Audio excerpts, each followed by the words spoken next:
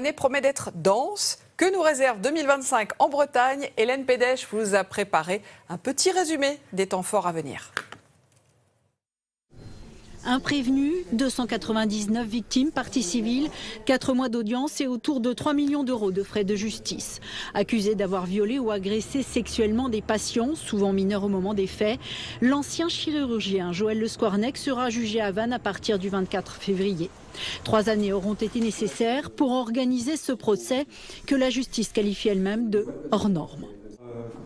C'est en raison du nombre de victimes et de parties civiles qui sont à ce jour à ce nombre de 299. Il y a également beaucoup d'avocats, beaucoup d'experts. Sur le front de l'emploi, si 2025 risque de charrier plusieurs vagues de licenciements, notamment avec la fermeture de l'usine Michelin à Vannes et l'avenir plus qu'incertain de la fonderie de Bretagne à Caudan, l'espoir nous vient de la mer. À Lorient, Naval Group livrera la première frégate de défense et d'intervention à la Marine nationale. Cette autre unité devrait sortir du chantier qui fait travailler 2000 personnes. Cap sur la Manche, où la Brittany Ferries prévoit de mettre en service son premier ferry à propulsion hybride en février. Le Saint-Malo assurera la liaison entre la cité corsaire et Portsmouth en Angleterre. Eux, en revanche, devront rester à quai. Pour la 2e année consécutive, les navires mesurant plus de 8 mètres n'auront pas le droit de pêcher dans le golfe de Gascogne entre le 22 janvier et le 20 février. Un mois d'interdiction pour réduire les captures de dauphins. Du répit aussi pour les saumons qui vont pouvoir se la couler douce pendant toute l'année. Leur pêche est suspendue en mer comme dans les rivières, histoire de reconstituer une ressource bien mal en point. C'est un endroit assez colonisé avec un habitat qui est très favorable. C'est très courant, beaucoup de pierres, beaucoup de diversité dans l'habitat. Et donc c'est très plaisant pour le saumon normalement, pour les juvéniles. Et là du coup Là du coup, cette année, c'est pas bon.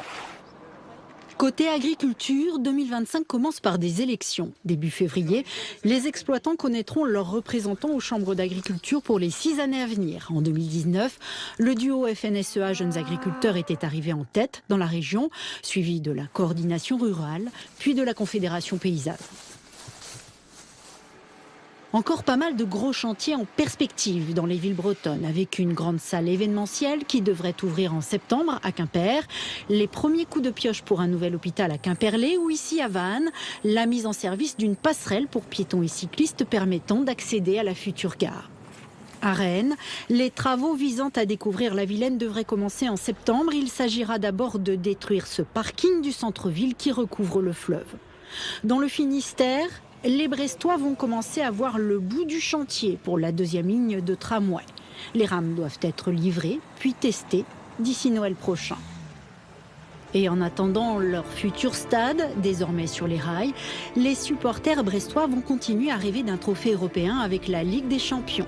Quasiment assurés d'accéder au barrage, les petits poussets de la compétition affronteront d'abord les Ukrainiens de Donetsk en Allemagne. Ce sera le 22 janvier, avant de recevoir le Real Madrid à Guingamp une semaine plus tard. Reste à savoir où se joueront les matchs suivants. Stade de France ou Roudourousse n'est pas encore tranché. Une chose est sûre, la grande finale aura lieu à Munich le 31 mai.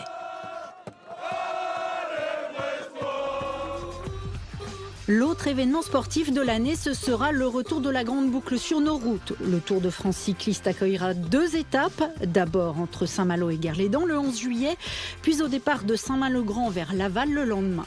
Il célébrera 2 monuments bretons, Bernard Hinault et Louison Bobet. Pour sa première venue en Bretagne, le 4e Tour de France Femmes partira de Vannes. Le 26 juillet, il restera 3 jours dans la région. Du spectacle en perspective, notamment sur la côte de Cadoudal à Plumenec.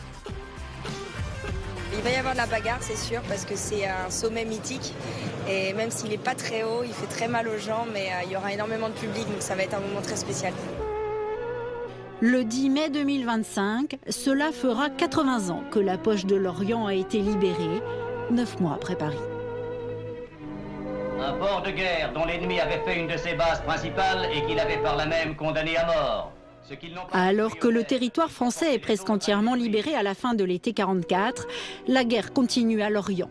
26 000 soldats allemands y sont retranchés, encerclés par des troupes françaises et américaines. Le 10 mai prochain, une façade de l'ancienne base des sous-marins sera mise en lumière et en musique par le DJ Michael Canitro, celui-là même qui a sublimé Notre-Dame de Paris pour sa réouverture. Ce spectacle viendra clore une année de commémoration et raconter le front des oubliés de la Poche de l'Orient.